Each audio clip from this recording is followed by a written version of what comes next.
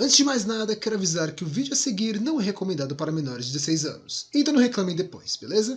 Haru continua a provocar a atriz, dizendo que não teria como achá-la suspeita, enquanto Seiji tenta amenizar a situação, mas a garota provoca Haru dizendo que não precisava levar a sério uma criança, o que a irrita. Só que nisso, a Anan Ward se mostra levemente mais alta que a Haru, tendo 20 centímetros a mais. Isso faz a Haru se irritar ainda mais com ela, fazendo Guildius se aproximar para acabar com aquela discussão, mas a Haru começa a reclamar com ele por terem a mesma altura e por isso deveria ficar quieto. Enquanto isso, Seiji apenas aproveita aquele momento relaxante. Guildius pergunta se Ward tinha algo importante para conversar, mas a Haru ainda não estava satisfeita com a derrota e decide puxar sua cabeça, ficando mais alta graças à mola do pescoço. Só que isso apenas deixa todos assustados com aquela cena. Nisso, Guildius reclama que ela tenha feito isso e manda ela colocar a cabeça de volta. O problema é que ela não sabe como fazer isso.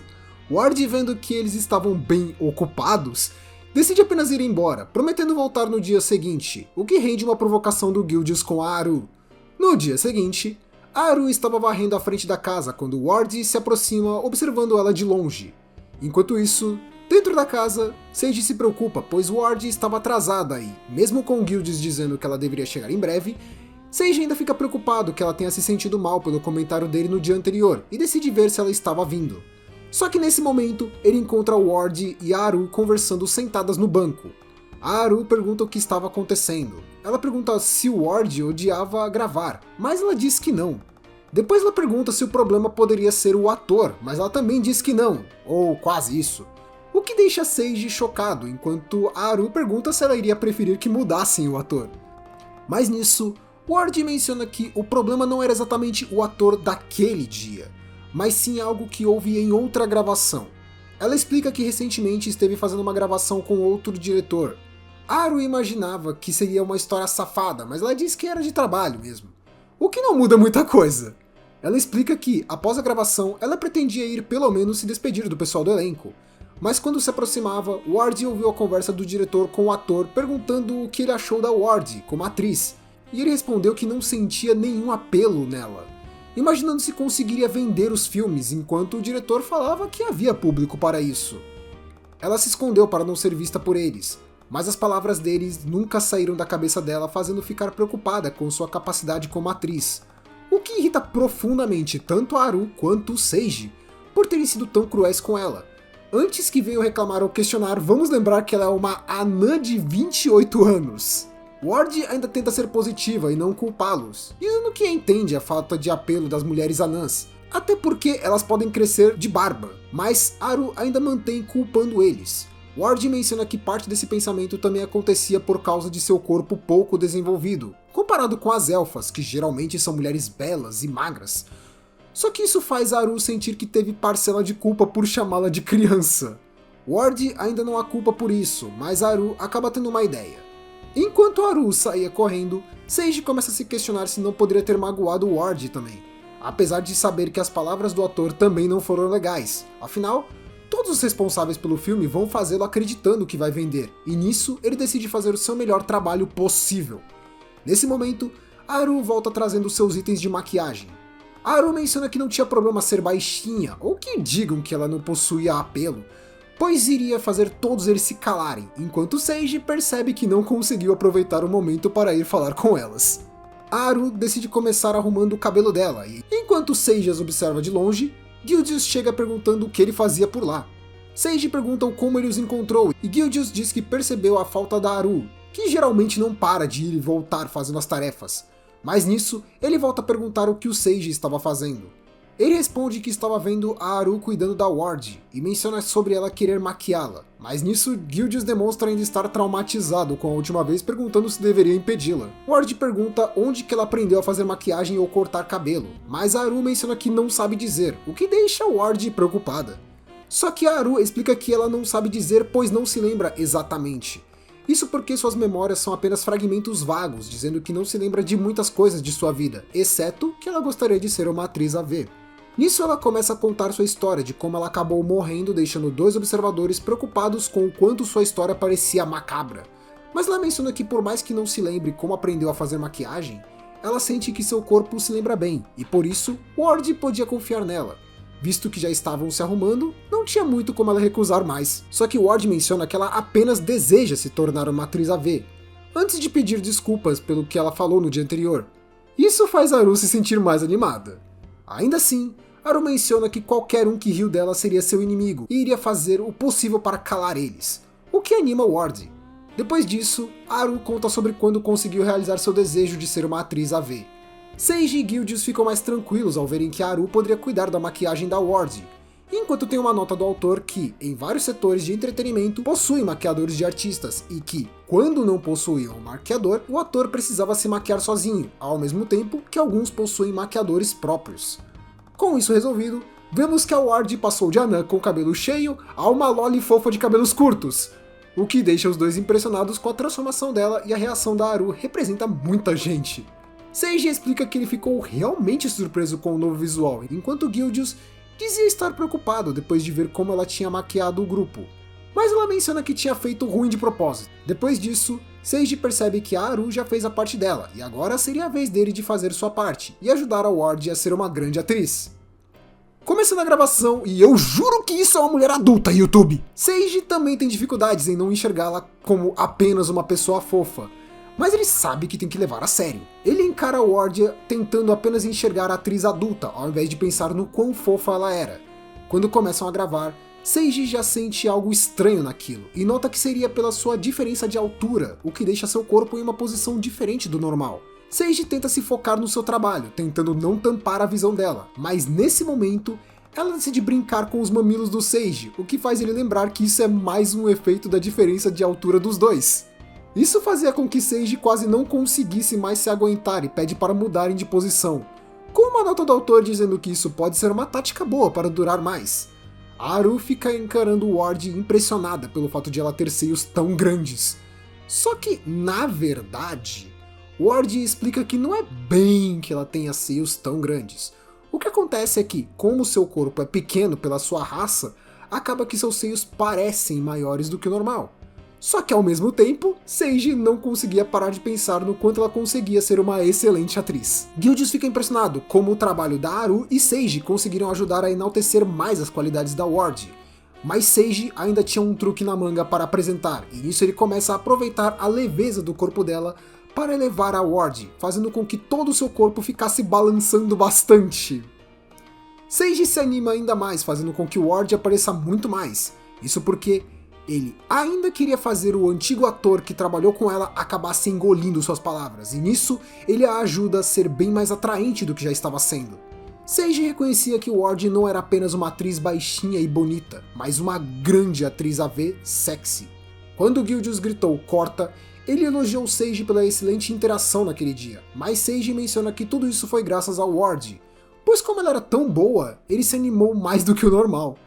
Todos aproveitam para elogiar Ward também, e nisso ela fica bem contente. Algumas semanas se passam, e nisso Seiji vai até a locadora de AVs, e nota que o novo filme da Ward estava vendendo bem, mas logo ele ouve duas pessoas discutindo sobre ela. Isso porque um deles preferia o visual antigo dela, enquanto o outro gostou mais do novo visual da Ward, o que faz Seiji perceber que cada um tem suas preferências. No outro capítulo, Seiji está observando um mapa à noite, o que surpreende Gildius. Ele explica que decidiu comprar esse mapa, pois não conhecia direito aquela cidade. Gildius se impressiona que ele finalmente se interessou por algo além do seu trabalho, e nisso ele decide explicar sobre a geografia do local. Gildius explica que eles vivem na cidade de Diskin, uma cidade da região de Lusturg, no país de Verdrim. Depois disso, ele aponta onde ficava a loja de AV, o mercado e a casa/estúdio de Gildius, enquanto Seiji se lembra da loja de AV, pois ele vive indo por lá, além de ter a loja do Gunten por perto. Nisso, Gildius começa a apontar onde ficava cada ponto que eles visitaram, como a masmorra que encontraram Kai, a cidade fantasma onde gravaram com a Maquia, o local do V Queensland, onde tiveram boas lembranças, e até a Academia Union, onde Seiji acabou arrumando bastante confusão. No final, Seiji pergunta o que seria o castelo enorme ao lado da academia, e Gildius menciona ser o castelo Leogrand, onde vivia o senhor daquelas terras. Seiji fica curioso, pensando sobre onde já tinha ouvido esse nome antes, e Gildius menciona que aquela área era proibida para os plebeus, Mas nesse momento, Seiji toma um susto enorme por ver uma aranha no mapa. Guildius reclama com ele por estar gritando naquela hora da noite, e Seiji diz que não se dá muito bem com aranhas. E eu acho que nesse ponto podemos imaginar onde isso vai parar. Guildius diz que as pessoas têm uma superstição sobre as aranhas à noite ser um sinal de boa sorte. Mas Seiji muda de assunto perguntando o que seria o prédio grande no mapa, querendo saber do que se tratava. No caso, Guildius explica que seria a Guilda das Atrizes. Nesse momento, vemos um sujeito indo falar com a recepcionista, dizendo que foi chamado pela mestra, perguntando se ela estava lá dentro. A recepcionista permite que ele entre, enquanto o sujeito diz que ela provavelmente estava apenas admirando as atrizes. Quando ele entra, o homem chamado Dario vê um cenário que lembra um parque aquático cheio de garotas animadas que o chamam para ir brincar com elas. Dario se aproxima da mestra dizendo que fez uma boa escolha, e Zed pergunta o que ele queria dizer com escolha, mas ele apenas muda de assunto. Zed diz estar feliz que ele tenha vindo, enquanto diz que ele poderia ir se divertir com as garotas. Mas Dario menciona que apenas pretende entretê-las durante seu trabalho. Zed manda ele não ser tão cruel com elas, pois é bom que elas se divirtam um pouco. Isso porque várias delas acreditavam que jamais poderiam voltar a sorrir depois do que passaram.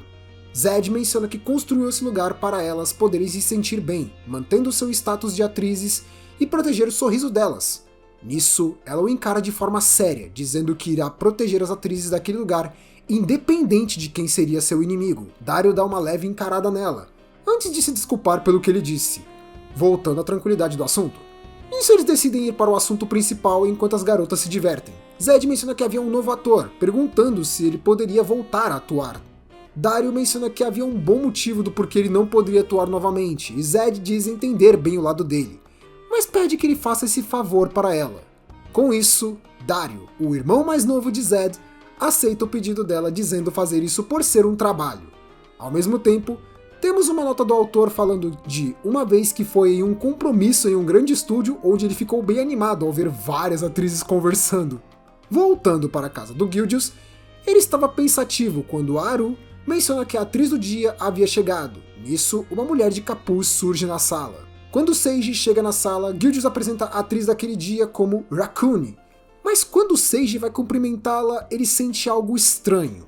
Ele percebe que teve uma sensação de rejeição quando se aproximou de Raccoon, mas não diz nada enquanto todos conversam. Raccoon pergunta quem seria a garotinha, se referindo a Haru, que fica irritada. Ela se apresenta como a super carismática maquiadora Haru. Raccoon pergunta se poderia tirar seu capuz e eles aceitam, mas nesse momento Seiji começa a entender o que aconteceu. Raccoon revela que possuía vários pares de olhos em sua testa, enquanto Seiji fica se tremendo de medo. A Haru percebe que deixou seu kit de maquiagem no segundo andar. Quando ela iria subir, ela nota uma aranha na escada e acaba perdendo o equilíbrio, tentando não pisar nela, mas nesse momento, algo surge atrás dela a impedindo de cair. Isso, no caso, era um jato de teia de Raccoon, que demonstra estar contente por ela não ter se machucado, mas isso confirma a suspeita de Seiji. Com isso, Seiji acaba desmaiando ao reconhecer a identidade da Arachne Raccoon, o que preocupa Guildius. Enquanto estava desmaiado, Seiji começa a ouvir alguém chamando para Val Gizena, até que ele finalmente acorda. Seiji se levanta perguntando quanto tempo ele dormiu e Guildius menciona que foram apenas uns 5 segundos. Ele até tenta se lembrar do que ouviu quando desmaiou, mas não conseguia, e nisso, Guildius menciona que ele não gosta de aranhas, só que Raccoon começa a ficar triste com esse comentário, isso porque não era a primeira vez, e ela mesma admite que não gosta de ser uma Arachne. Guildius pede para Raccoon esperar um pouco, e nisso ela já começa a pensar sobre isso, lembrando que foi até aquele estúdio pois eles tinham uma boa reputação, mas não achava que poderia dar certo com aquele ator. Nisso, ela encara a Haru imaginando que poderiam ser parecidas, enquanto Guildius pergunta se precisam achar um substituto. Porém, Seiji demonstra ser um grande homem e profissional dizendo que ele consegue ainda trabalhar com ela. Isso porque ele tem medo de aranhas, mas ela não era uma aranha, e sim uma atriz bem bonita, pedindo que ele possa trabalhar com ela. Raccoon se sente bem feliz ao ver a reação dele, enquanto Seiji se desculpa pela sua atitude anterior. Quando Raccoon estende sua mão, ele fica um pouco receoso, mas logo ele aperta sua mão, repetindo novamente que ela não era uma aranha. Guildius manda ele não se forçar demais e Seiji tenta dar uma sugestão. O que ele sugere é poder usar uma venda para não encará-la nos olhos, o que volta a fazer Raccoon duvidar das capacidades dele. Apesar da Raccoon tentar falar algo sobre a proposta, Seiji corta ela dizendo que já tem uma ideia do que poderia ser o gênero da gravação daquele dia, que seria SM, ou Sadomaso. Não sei se isso foi genial ou só burro mesmo, mas enfim.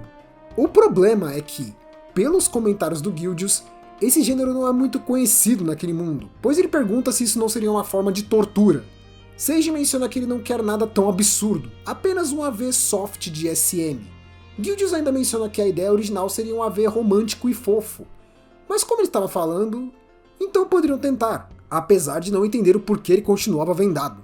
Seiji menciona ser para se acostumar, o que acaba com as perguntas do Guildius, mas não com as dúvidas da Raccoon. Nisso Seiji começa a se sentir mal por isso, mas ele apenas conseguiria trabalhar bem com ela sendo um SM, por culpa dos olhos na testa, e nisso ele fica se perguntando por que ele realmente acaba sentindo medo de aranhas.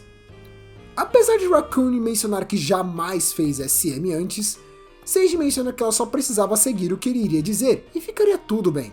Apesar de Raccoon agradecer ao Seiji, ela se demonstra bem incomodada com aquilo. Seiji lembra que não teve muitas experiências com SM, mas acredita que pode dar certo, desde que ele se lembre do que aprendeu, e nisso vemos quando ele conheceu um sujeito chamado Bondage Master. Ele se encontrou com sua amiga Sasano, que começou a explicar melhor o trabalho do Bondage Master, mencionando que SM não é tão fácil quanto parece, pois tem que ter conhecimento para saber o que seria algo mais leve ou não, podendo até ser meio perigoso, mas o jeito que ela arrumou para facilitar foi considerar que S seria de separar e M de vez.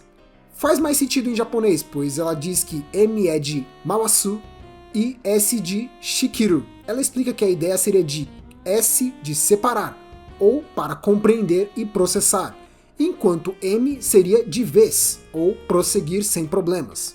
A ideia é que durante as brincadeiras de SM em AV, o S comanda, enquanto faz o possível para que o M aproveite a brincadeira. Depois desses flashbacks, Guildius manda começarem.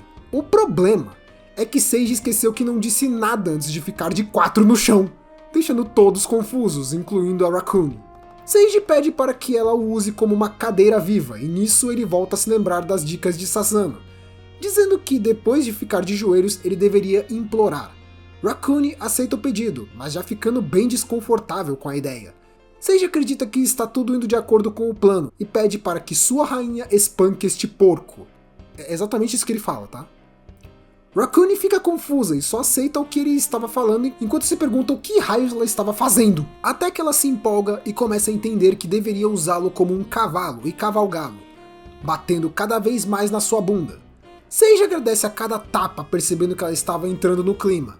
A dica de Sasano dizia para ele parar de implorar nesse ponto e só deixá-la comandar. Nisso, Raccoon puxa sua teia enquanto reconhece que ele gosta de apanhar. Raccoon se empolga bastante, começa a espancar a bunda do Seiji, ficando cada vez mais sádica, enquanto Guildius se concentra na gravação e começa a ficar animado imaginando como seria ser espancado pela Raccoon. A animação dela aumenta mais ainda e Raccoon prende Seiji em uma teia, impedindo completamente de se mover. Isso porque Sasano havia mencionado uma coisa importante que ele esqueceu. Ela dizia que SM é perigoso, não por ter risco de saúde exatamente, mas sim porque muitas atrizes, principalmente, não têm muito costume, e por isso podem acabar se soltando até demais nas brincadeiras de SM. O problema é que nesse ponto, o Seiji já tinha virado tanto a chavinha da Raccoon que não tinha mais volta.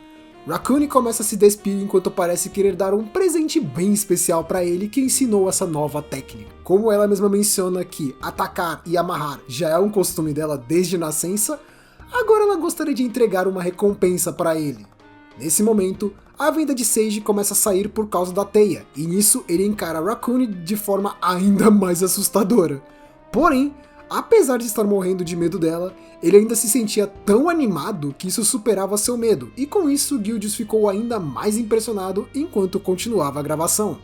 O capítulo seguinte começa com Gunten encontrando um homem velho em um beco. O homem começa a querer vender seus produtos, mas quando Gunten pergunta onde ele havia encontrado o artefato em formato de coração que ele comprou no outro dia, o homem se irrita dizendo que nessas lojas ninguém pergunta onde eles adquiriram as coisas, pois isso é uma regra deles e já o manda ir embora. Só que Gunten já sabe como convencê-lo e nisso o homem se torna mais amigável. Ao mesmo tempo, Seiji está jantando com seus amigos em casa. Acaba que ele está contando sobre seu sonho que mencionava Val Gizena. Isso faz Kai lembrar de algo, pois os aventureiros que passavam na dungeon que ele morava chegaram a mencionar esse nome antes. Ainda assim, ele não faz ideia de onde isso fica e nem Guildius, mas Aru decide que poderiam falar com Ward, já que ela trabalha nas minas de carvão, além de ser uma atriz AV.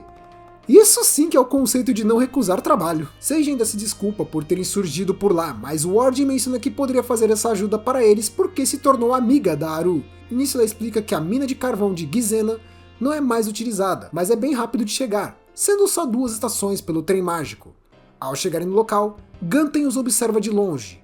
Aparentemente ele foi atrás do tal artefato que ele tinha conseguido, mas prefere se manter escondido enquanto o grupo se prepara para entrar na mina.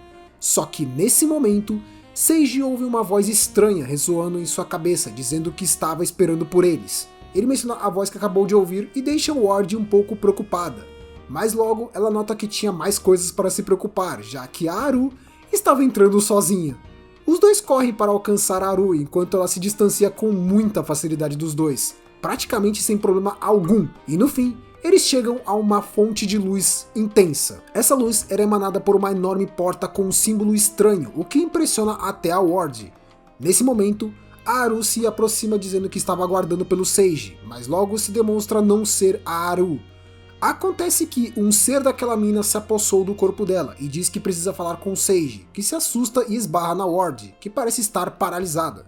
Ele fica preocupado, até o ser mencionar que ele havia parado o tempo, e nisso imagina que Seiji entenda que eles podem conversar sem serem interrompidos. Mas a real é que ele ficou animado por entender que estavam em uma situação de congelamento do tempo.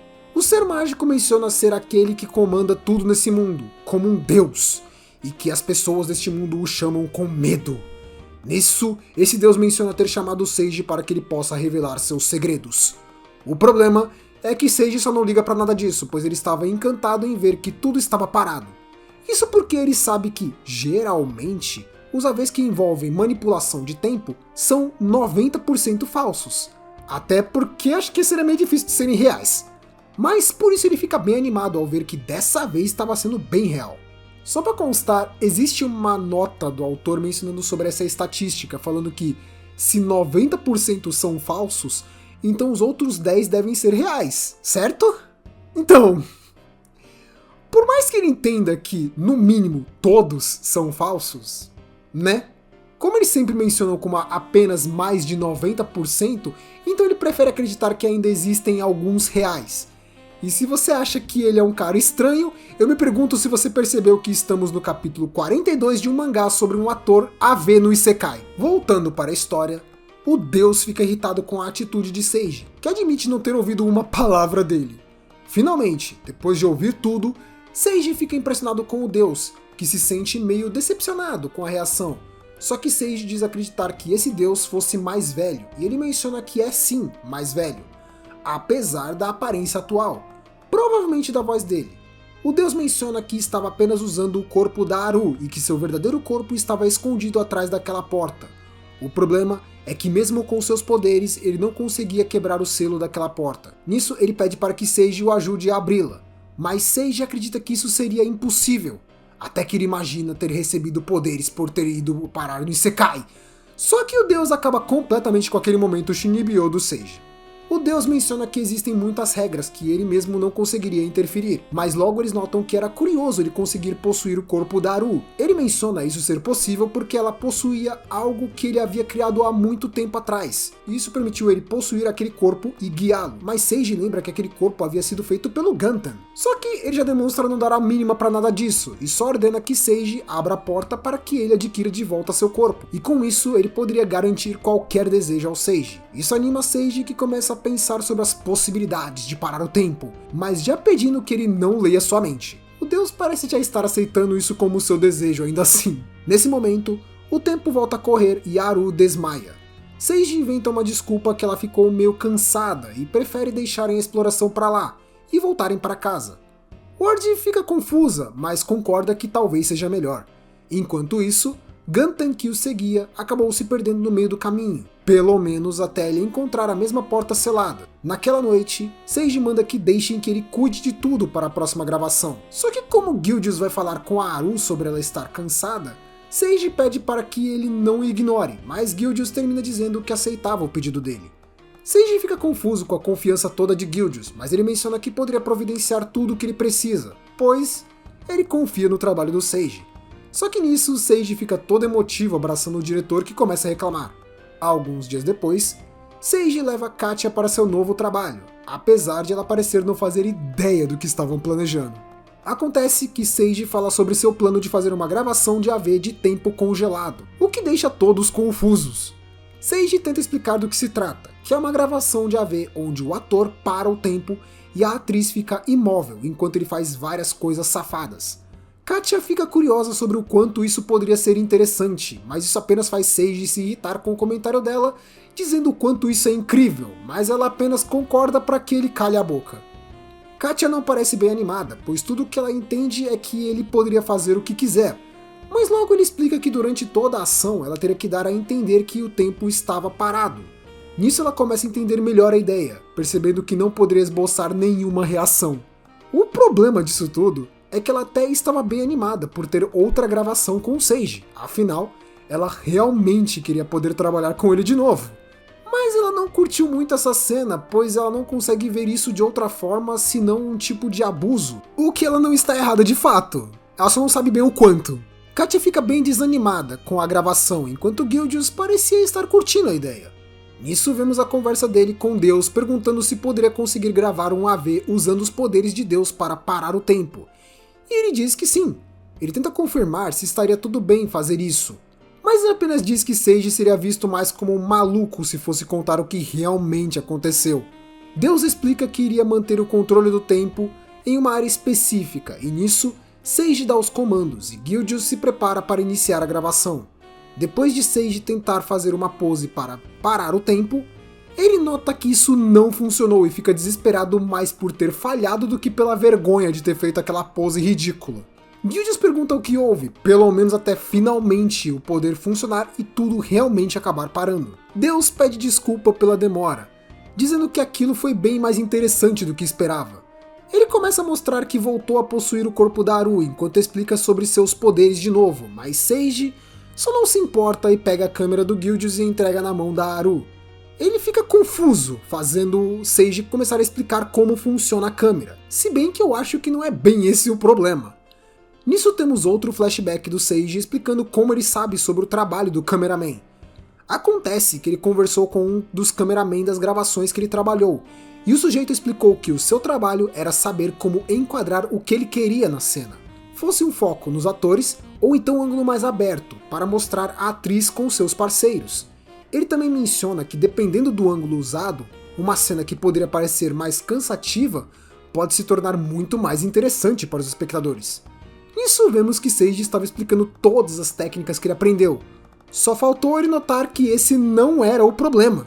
Deus pergunta o porquê raios ele teria que gravar aquela cena, e Seiji explica que ele seria o ator, então não poderia cuidar da câmera também. Nisso teria que ficar com a outra única pessoa disponível no local. Vendo que não tinha outra escolha, ele aceita fazer a gravação do AV. Seiji inicia a gravação dizendo que realmente havia funcionado, enquanto segura o rosto da Katia. Mas como Deus menciona que isso era óbvio, ele acaba saindo do personagem e pede que ele não o atrapalhe, pois ele fica bem envergonhado quando recebe uma resposta da produção. Ele acaba agradecendo o trabalho desse Deus. Nisso, Seiji se vira de novo para Katia, apenas para observar o quão incrível foi esse controle do tempo, pois a Katia parecia uma estátua viva. Só que nisso, ele se anima para trabalhar e aos poucos começa a observar os detalhes do rosto da Katia, que sempre foi muito linda de fato. Nisso, ele começa a se lembrar de tudo o que passou, desde seus momentos quando era só um ator de fluidos no nosso mundo, até o momento que conheceu a Katia, além de lembrar o quão famosa ela era e todas as faces que ele viu dela, como a garota comilona do restaurante ou a bela cantora no Vin Queensland. Esses pensamentos começam a fazer Seiji ficar tenso, percebendo seu coração disparando enquanto se lembra que estava tão perto da Katia. O problema é que Deus acaba dando uma de empata foda e solta um grito. Isso porque ele estava ouvindo cada palavra que passava pela mente do Seiji, o que dificultava manter calado. Seiji fica chateado que ele tenha lido sua mente, mas isso o ajudou a se lembrar que estava lá para um trabalho e que deveria se focar nisso. Então ele se prepara para iniciar o trabalho, começando com a famosa técnica da bilada, o que deixa o deus impressionado. Ele menciona estar surpreso que aquele seja o desejo do Seiji, mas ele responde dizendo que estava fazendo exatamente o que o homem iria querer fazer caso pudesse parar o tempo, e ele fazia isso pelo bem da cena. E vendo que Seiji iria ficar doido de novo, o deus só aceita pedindo que Seiji não fique ouvindo seus pensamentos também.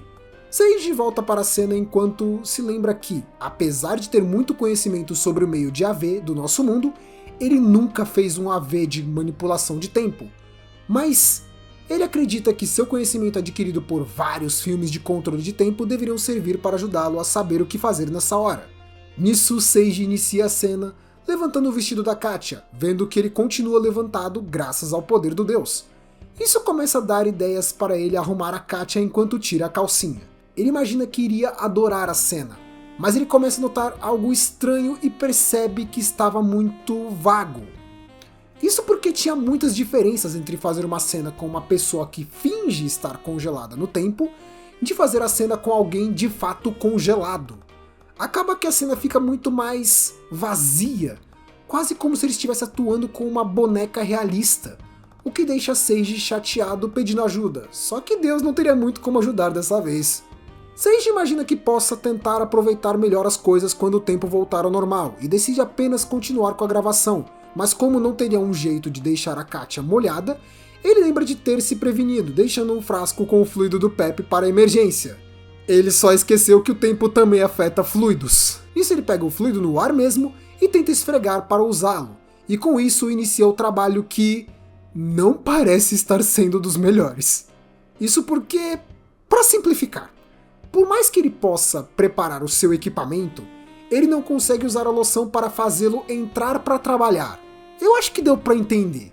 Com isso, Seiji percebe que, por mais que sejam interessantes os AVs de manipulação de tempo, na vida real isso se torna bem menos prático. Só que Seiji é um sujeito que não desiste por causa de um problema como esse, e decide continuar a cena assim mesmo. Como? Horas, a mesma técnica que usou com Arenki, a pseudo-inserção. Assim como foi com Arenki, ele aproveita o ângulo de câmera para manter a aparência de estarem trabalhando, e nisso ele passa as dicas para o deus colocar o ângulo certo. Com isso, ele começa a notar que aquilo poderia ser bem interessante.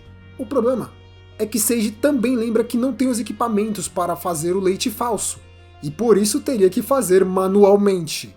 Seiji nota que não teria nenhuma forma de apoio por não ter nenhuma reação ou algo do tipo, mas não desiste, decidindo usar como motivação as reações da atriz que ele idolatrava e que era parecida com a Katia. E por fim, ele consegue completar o serviço. Seiji agradece a ajuda de Deus para realizar seu sonho de poder gravar um AV de controle de tempo, mesmo que todo cagado. O problema disso é que o tempo volta a correr logo em seguida, e Katia fica confusa em como ele já tinha terminado se nem sabia que tinham começado. Gildius também fica surpreso com aquilo, mas os dois começam a se lembrar da primeira gravação com a Katia, em que ele meio que queimou a largada, e imaginam que isso tenha acontecido de novo e deixam pra lá. O problema mesmo foi que a Katia parece ter se lembrado da cena da bilada e ficou bem irritada por não estar no roteiro. Naquela noite, Deus volta a falar com ele e menciona que, na verdade, deixou umas memórias por lá para provocá-lo, enquanto deixava as informações da gravação na mente do diretor para que ele não questionasse nada. Seiji pede para que ele fale essas coisas antes, pois Katia ficou bem estressada, como deu pra ver. Mas nisso, Deus pergunta se poderiam firmar um acordo. Seiji aceita o pedido, mas ele pergunta como ele deseja que Seiji o ajude. Afinal, se nem mesmo Deus poderia quebrar o selo, como que Seiji poderia fazer algo a respeito? E nisso, Deus menciona que a missão de Seiji seria descobrir quem foi o responsável por aquele selo. Seiji fica preocupado com o plano, mas Deus já adianta que essa pessoa deve estar se escondendo naquela cidade. Mas como ele não poderia sair por aí andando por todo lugar, ele não poderia descobrir sua localização, e ainda assim, não tem nenhuma informação dos objetivos desse alguém com o poder de selar um deus. Ele acredita que deve estar acontecendo algo naquela cidade que ele não tem conhecimento, mas não tem tempo para isso, então deixa tudo nas costas do Seiji. Além disso, tem uma nota no final do capítulo mencionando que os AVs de manipulação de tempo se tornaram muito famosos aos poucos naquele mundo. Porém, apenas esse AV parecia ter sido feito com o tempo congelado, se tornando uma verdadeira lenda entre os entusiastas. No dia seguinte, Seiji acorda pensando sobre o pedido do deus, imaginando que a pessoa que deveria encontrar seria uma bruxa. E nisso, Haru acaba acordando. Ela fica confusa do porquê estava acordando na cama do Seiji, e ele tenta inventar uma desculpa que ela estava muito cansada. Haru decide que seria uma boa ir falar com o Ganten, e Seiji menciona que também tinha umas coisas para falar com ele. Quando ele chega na frente da escada, Seiji escuta uma voz no andar de baixo. Ele pergunta se era mais um cliente, e Gildius apresenta a ele o ator AV Dario. Gildius explica que Dario havia desistido de trabalhar nesse meio, mas no momento estava planejando voltar. Dario menciona que decidiu passar por lá para dar um oi para o diretor, e nisso Seiji se impressiona por ser o primeiro ator AV que ele conhece que não parece um bicho saído de um pesadelo. Mas nisso, Seiji entende que, mesmo naquele mundo, teria AVs para mulheres. Com isso, temos uma nota do autor sobre o assunto, explicando que sim, existem AVs planejados para o público feminino. Esses AVs geralmente contam histórias com drama romântico e o enredo mais sensual, e, lógico que não poderia faltar, incluem atores AV muito bonitos. Seiji fica encarando o Dario, o que o deixa desconfortável. Nisso, Gildius menciona que ele sempre foi muito bonito e popular entre as atrizes.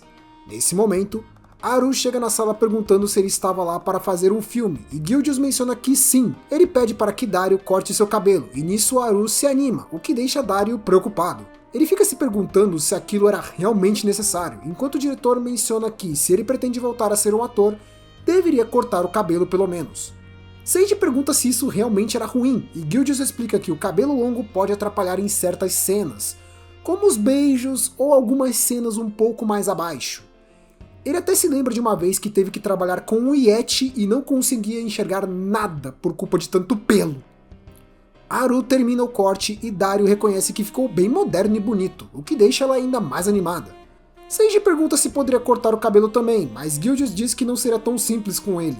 Nisso, Haru menciona que fez questão de se preocupar com a franja dele, por saber como pode ser difícil de enxergar, o que demonstra para o Dario quanto ela possuía talento. Dario pergunta se, já que ele veio de tão longe, poderia ter um trabalho. Gildius aceita o pedido e pergunta se ele estava livre daqui a 3 dias, e Dario aceita. Gildius manda também que Seiji esteja pronto nessa data. 3 dias depois, Seiji se aproxima de Dario tentando ser simpático, mas o problema é que Dario é tão bonito que acaba intimidando Seiji mesmo que ele não faça nada. Só que, para piorar, Gildius menciona que esse dia teria uma gravação de 4P, ou seja, um AV com 2 casais. Nesse momento, Renki surge na porta e Seiji a cumprimenta, perguntando se ela seria uma das atrizes daquele dia. Ela explica que a outra atriz seria alguém que deveria estar com ela. Nisso ela começa a chamá-la gritando pela irmã mais velha dela, o que preocupa Seiji. Só que no fim, a irmã da Renki é uma garota bem fofa, que estava apenas comendo um Parfait.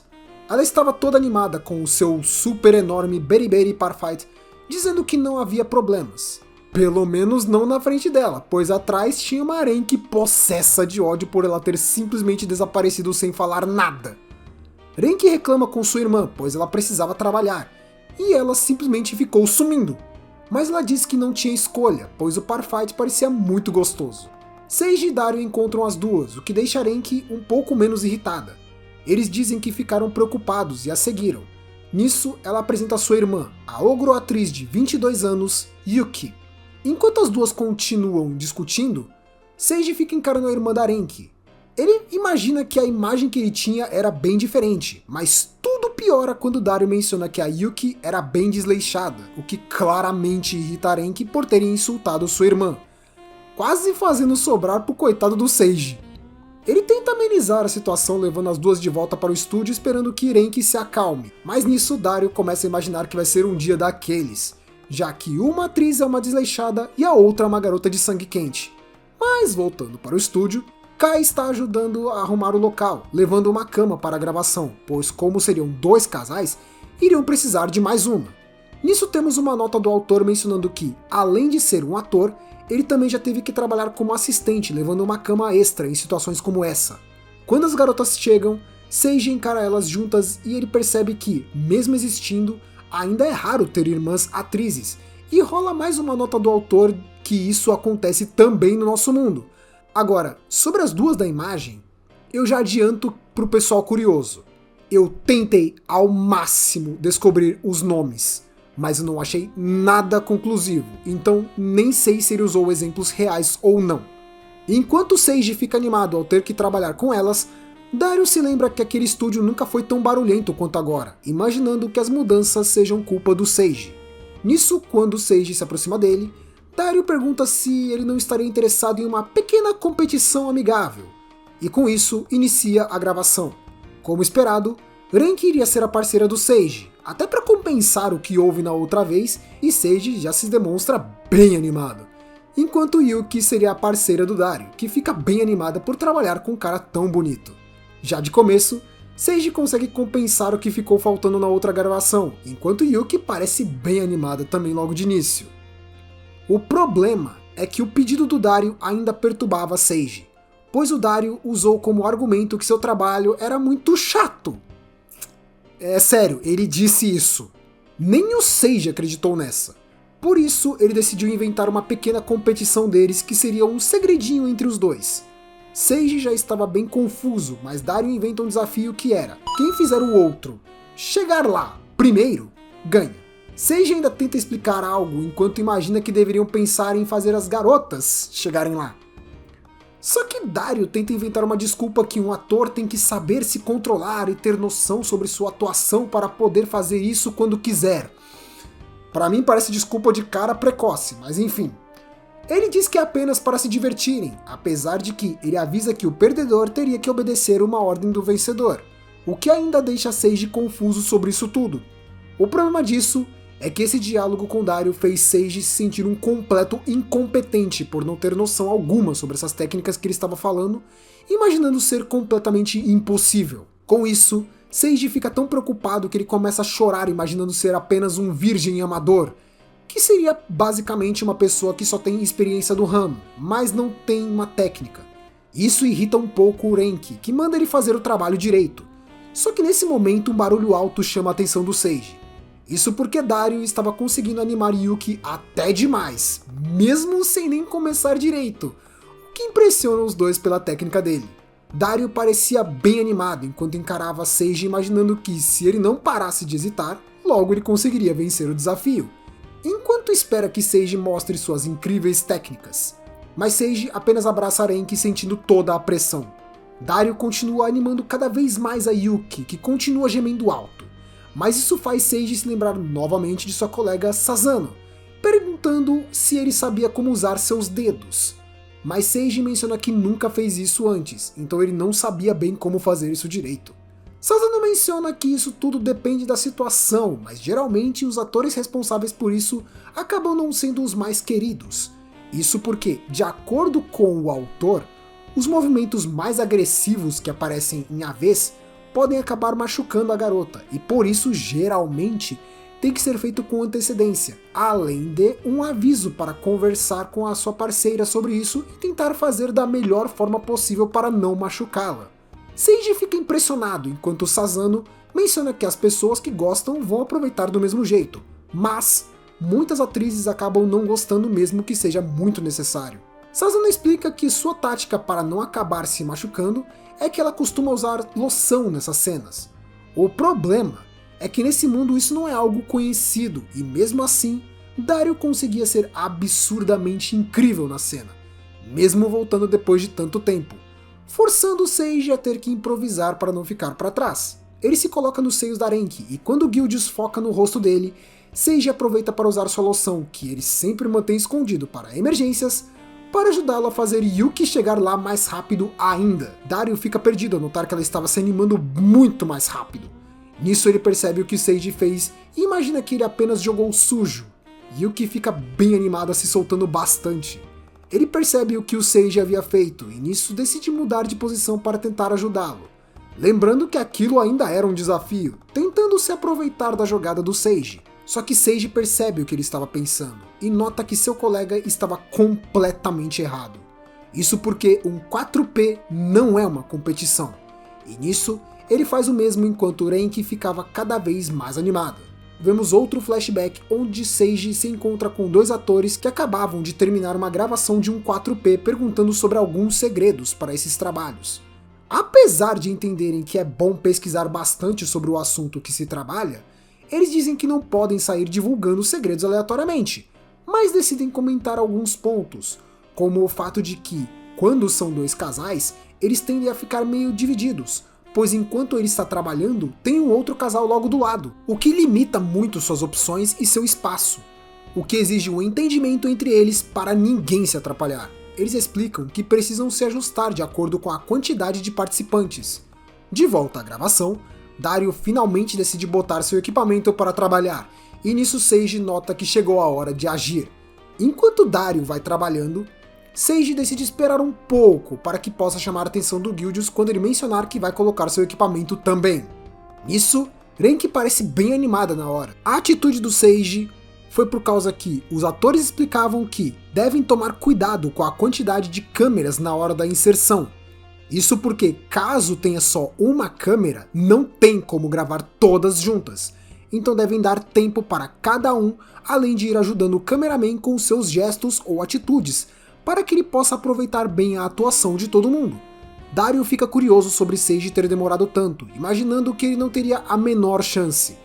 Porém, antes que pudesse pensar em algo, Seiji já terminou o serviço. Renki já se demonstra bem desanimada por ter começado a se animar naquela hora. Dario imagina que aquilo seria apenas um incidente inicial, mas quando ele menos percebe, Seiji já estava pronto para o segundo round como se nada tivesse acontecido.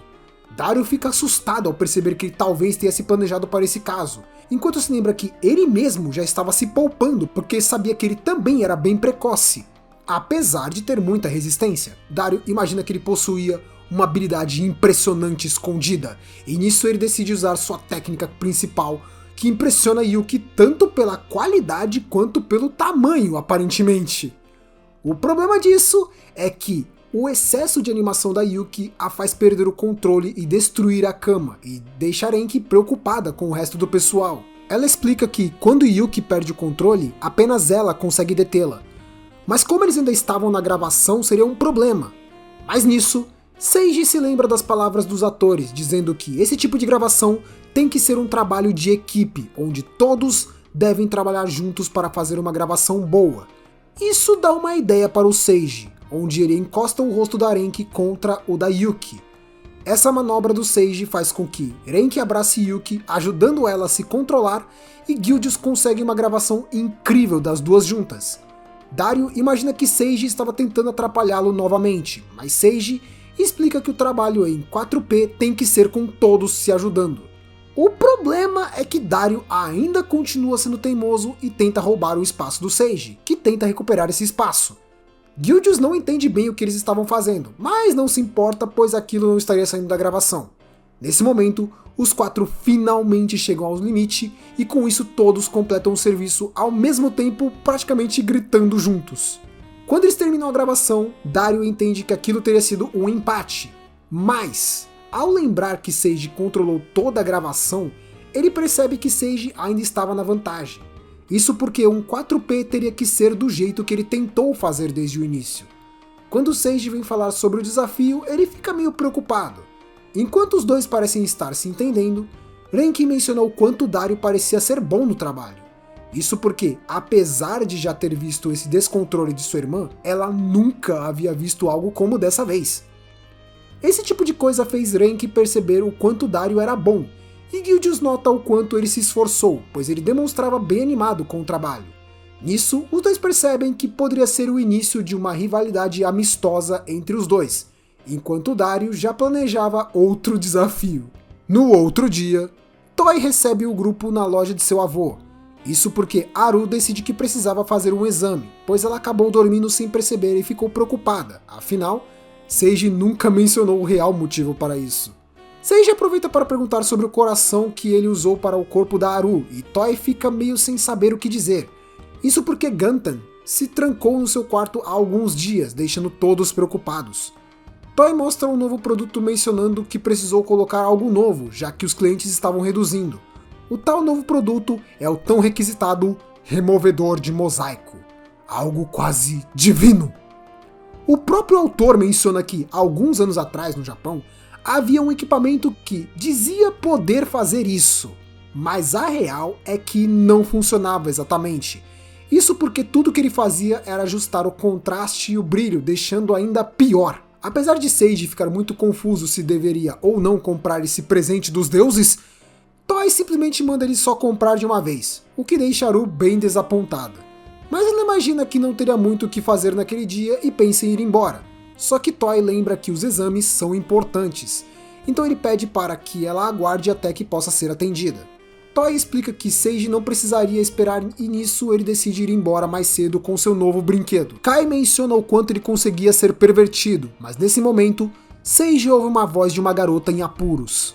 Ele vai tentar descobrir do que se tratava e encontra em um beco duas figuras familiares quando se trata de problemas, dizendo que essa pessoa não precisava fugir. Quando ele nota que se tratava de uma jovem garota, Seiji começa a brigar com Bashika, que tenta se explicar, pelo menos até alguém surgir. Esse sujeito era um homem-tigre enorme chamado Momodora, um sujeito com um terno fino, que diz precisar conversar com eles. Mas quando Seiji encara a garota, ele se lembra das conversas de Bashika sobre SAV, imaginando que eles planejavam forçá-la a trabalhar em um filme. Ao imaginar que isso poderia ser um SAV, Seiji se coloca na frente da garota para protegê-la, mostrando que o alvo deles era realmente ela. Seiji imagina que pode tentar pedir ajuda para Deus, só que ele esqueceu que Haru ficou para trás. Quando parecia que ele seria espancado pelo Momodora, Seiji simplesmente some junto da garota. Isso porque Kai aproveitou seus tentáculos para fugir do golpe, se pendurando na parede antes de saírem correndo do local. A garota pede para irem para sua casa. Ao chegar na casa dela, Seiji se vê dentro de um enorme castelo cheio de armaduras, antes de ser recebido pelo seu mordomo. A garota se apresenta como Mian e agradece pela ajuda. Antes que Seiji consiga falar algo, Mian menciona saber que ele é um ator AV, já pedindo para que possam gravar um AV juntos. Seiji demonstra que estava bem confuso e nisso ela decide começar de novo.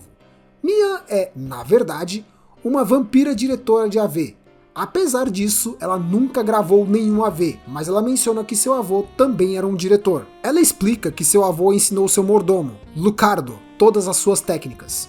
Mas depois disso, ele só disse que se cansou desse trabalho, encontrou uma garota e saiu de férias. Depois disso, Mian decidiu seguir o seu legado como diretor. Nisso temos uma nota do autor mencionando que os diretores AV são tão ocupados quanto qualquer outro diretor, podendo receber até mais obrigações ainda. Mian menciona que ela poderia parecer apenas uma garota novinha, mas ela era uma vampira e por isso ela pode trabalhar bem de noite, mesmo que isso assuste Seiji. Ela demonstra bastante ofendida com a reação dele, e nisso Seiji tenta fugir do assunto. Ele pergunta como ela o conhecia. Mian menciona que chegou a ver bastante AV para conseguir informações, e naquele dia ela teve um problema. Acabou que seu ator fugiu, e nisso ela imaginava que poderia pedir para o Seiji substituí-lo. Seiji fica confuso com essa história, mas nesse momento ela encara uma armadura, e nisso ele decide perguntar sobre ela. A armadura avança contra Seiji, mas é impedido pelas correntes que prendem-a na parede. Seiji fica impressionado com isso, mas todo o seu foco muda quando ele nota que aquela armadura tinha uma bela raba. Mian explica que essa armadura era, na verdade, a atriz daquele dia. Vendo que seria bem confuso, ela pede que Seiji se sente para explicar e nisso temos um flashback da Mian conhecendo a atriz chamada Metilde, uma atriz da raça Homem-Fera. Mian aponta as fantasias na mesa para que Metilde escolhesse a que mais interessasse, e nisso ela encara as armaduras, dizendo que eram incríveis, mas quando Mian se vira de novo, Metilde estava usando uma das armaduras. Ela se desculpa por ter pegado a armadura sem permissão, mas Mian se desespera pedindo que ela tirasse aquela armadura imediatamente. Isso porque era uma armadura amaldiçoada. Não deu outra, Metilde foi amaldiçoada e começou a ser controlada pela armadura. Seiji ainda pergunta o porquê eles deixavam uma armadura amaldiçoada à mostra, e ela explica que 50% das coisas do castelo estão amaldiçoadas. Tipo a cadeira que Seiji estava sentado. A maldição da cadeira fazia ela chorar às vezes. Mas voltando para a história. Mian explica que, por culpa da maldição da armadura, o ator fugiu e, tentando achar um substituto, ela encontrou o Bashka e tentou pedir para ele atuar no filme, mas nisso ele já mudou o assunto, pedindo para ela ajudá-lo a fazer um SAV. Mian implora que Seiji a ajude a fazer esse AV, pois seu avô estava esperando ansioso pelo trabalho dela, e Seiji não costuma recusar pedidos assim, mas com a armadura seria complicado, pelo menos até Lucardo explicar que essa armadura possuía a maldição Orgasmus Almure, que fazia com que as partes da armadura caíssem sempre que o usuário chegasse lá. Logo, o objetivo deles é fazer com que a atriz alcançasse o clímax várias vezes para poder libertá-la, e por isso precisavam de um ator AV para garantir que saberia o que fazer. Seiji até se recusa a fazer isso, porque não conseguia sentir ânimo nessas condições, mas Metilde percebe que havia um homem por perto e começa a perder o controle novamente. Graças a isso, Metilde consegue destruir as correntes, o que significa que não tinham muitas escolhas agora. Um brilho intenso surge do castelo, destruindo as paredes, e nisso Seiji e Mian precisam fugir daquela armadura maníaca. Seiji se pergunta o porquê ela estava seguindo eles, e Mian imagina que a Metilde estava reagindo a ele, e nisso eles precisam descobrir o que poderiam fazer para impedi-la. Nesse momento, Seiji encontra uma carruagem, imagina ser bem melhor do que ficar disputando corrida, e manda eles entrarem na carruagem. Mas ele nota que o cocheiro não estava por lá. Isso porque ele estava se engraçando com uma acompanhante do meio da rua, e pede para que ela espere um pouco por ele, mas como Seiji não tinha mais como esperar, Kai simplesmente pega o lugar dele. Seiji pergunta se Kai sabe como dirigir uma carruagem, mas como era de se esperar, nem teria como de fato. O cocheiro fica irritado por terem levado sua carruagem, mas quando Lucardo entrega vários bolos de notas, ele simplesmente esquece. Enquanto isso, Mian fica se desculpando por sua armadura ter causado tantos problemas, e Seiji decide levar a armadura até a Ordem dos Cavaleiros para que eles ajudem. Mian começa a gravar a armadura deixando Seiji confuso. Ela explica que acreditava poder usar para alguma coisa, mas nesse momento, Metilde se prepara para dar um impulso na corrida. Com isso, ela dispara como um touro e explode a parede da carruagem. Mas o problema é que a força foi tanta que ela só passou reto e ficou presa na outra parede. Enquanto isso, Mian nota sua câmera caindo e se joga para resgatá-la.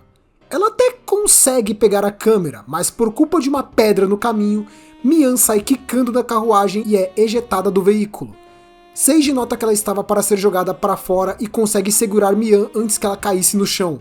Esse momento parece ter mexido um pouco com ela, mas logo em seguida, os dois foram arremessados contra a parede da carruagem, sendo amortecidos pela enorme raba da Metilde. Seiji diz que estava feliz que estavam bem, enquanto Mian fica envergonhada pela posição que estavam. Mas ele nota logo o porquê não doeu tanto essa batida, e o motivo dessa bagunça toda é que a Metilde estava atrapalhando o Kai.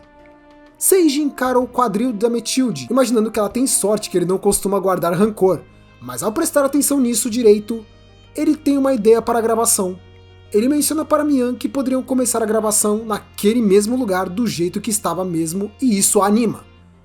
Enquanto isso, Bashka e seu parceiro seguem andando reclamando do Momodora por ser muito rude, e eles desejam só voltar para casa, mas logo ouvem alguém gritando com eles. Isso porque Kai estava tentando controlar a carruagem desembestada enquanto briga com a Metilde, e nisso Bashka toma um susto tão grande que acaba caindo na água. Voltando para o Seiji, Mian fica impressionada que ele queria gravar nessa situação. Seiji diz que seria uma ótima situação, e o autor menciona que sim, já teve AVs mais antigos que eram gravados dentro de veículos. Ele se anima para iniciarem, só que Mian lembra que, apesar de terem uma câmera, eles tinham um enorme problema, que seria o buraco gigante da carruagem que deixava tudo muito visível. Ela lembra que não seria uma boa ideia continuar naquelas condições, e Seiji lembra que realmente seria bem perigoso, pois poderia render outra visita ao Shin. Pensando sobre isso, ele decide voltar para o castelo da Mian. Ao voltarem, os funcionários da mansão começam a arrumar as coisas com a carruagem dentro da mansão. Seiji explica que imaginou poder colocar a carruagem dentro através do buraco enorme que Metilde fez. Mian não entendia qual era a ideia do Seiji, mas ele menciona que iriam gravar o AV de Kabeshiri. Basicamente, é um tipo de fetiche onde a pessoa fica presa na parede da cintura para cima, tendo apenas o seu quadril para baixo, tendo interação com o seu parceiro. Seiji explica o que seria esse tipo de gravação e Lucardo fica preocupado que Mian pudesse achar ruim, mas ela parece bem animada com a ideia. Com isso resolvido, Seiji e Mian se preparam para fazer a gravação, enquanto Lucardo apenas espera que isso não dê mais problemas para sua mestra. No que inicia a gravação, Seiji bota seu rosto na bunda da Metilde, e isso impressiona Mian com a atitude dele.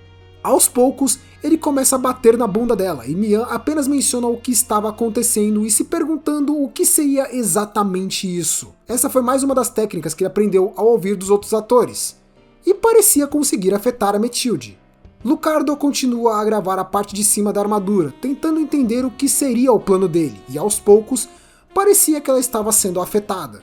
Com isso, a parte do rosto da armadura cai, revelando o rosto de Metilde. Nisso, temos um dos comentários dos atores que Seiji perguntou, e ele dizia que, por não conseguir ver nada, ele não tinha certeza de como a atriz estava reagindo, enquanto ele continuava a trabalhar. Seiji conseguiu fazer seu trabalho uma vez, mas ainda tinha que continuar para remover o resto da armadura. Mian fica impressionada com como ele estava conseguindo libertá-la com movimentos tão estranhos. Seiji percebe que conseguiu a primeira vez porque aproveitou a falta de visão da Metilde. Quando Metilde recupera sua consciência um pouco, Seiji entende que, mais do que fazer um AV de qualidade, ele precisava fazer isso para poder salvá-la. Enquanto Seiji fica encarando Metilde, imaginando o que poderia ser sua próxima ação, Mian parecia animada quando o observava. Nesse momento, Seiji percebe que ela estava filmando a cara dele e não a Metilde. E nisso ele menciona que a atriz é o foco nesses filmes, e percebe o quanto será complicado para ser o primeiro trabalho dela. Voltando aos flashbacks, Seiji menciona que em gravações de Kabeshiri não tinha como mudar de posição, até porque poderia ser perigoso. Mas um dos atores mais experientes pergunta se realmente não teria como. Nisso voltamos para a gravação com Seiji tentando direcionar a Mian. No que Seiji coloca seu amigo para trabalhar, mais peças da armadura caem, demonstrando que ele conseguiu animá-la mais uma vez.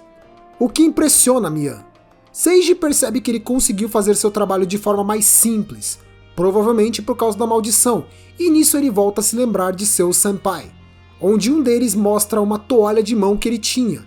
Essa toalha tinha estampas de 48 posições, o que ajudou o Seiji a planejar o que deveria fazer nesse momento. Ele se lembra que quando gravam Kabeshiri, existem pelo menos 5 tipos de ações possíveis. A cada mudança de posição, uma parte nova da armadura caía, e isso deixa Mian completamente impressionada com tanta habilidade que ele mostrava. Lucardo se impressiona vendo as peças da armadura caindo uma a uma, e Seiji continua seu trabalho. Seiji volta a acertar tapas na bunda dela, e Mian fica confusa, mas era tudo parte do plano, pois os seus senpai mencionaram que isso é algo muito útil nessas gravações. Não seria exatamente algo puxado para SM, mas sim mais leve e barulhento, pois o som amenizava a dor.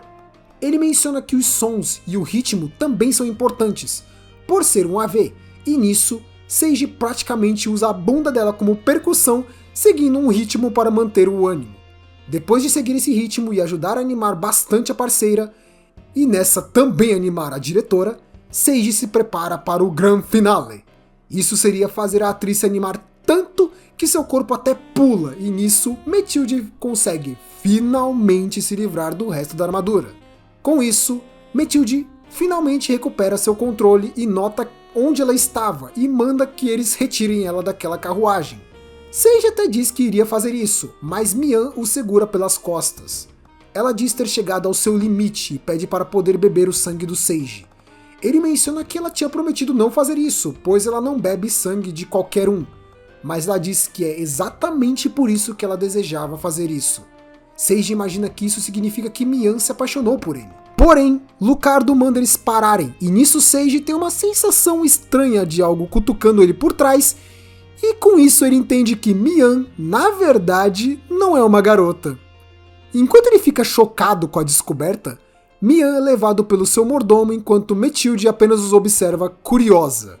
No final, temos uma nota dizendo que o AV feito pelo Mian recebeu críticas mistas, pois o pessoal elogiava a atriz e sua bela raba, mas criticava a decisão do diretor de gravar tanto o rosto do ator masculino, mostrando que ele ainda tinha muito o que aprender.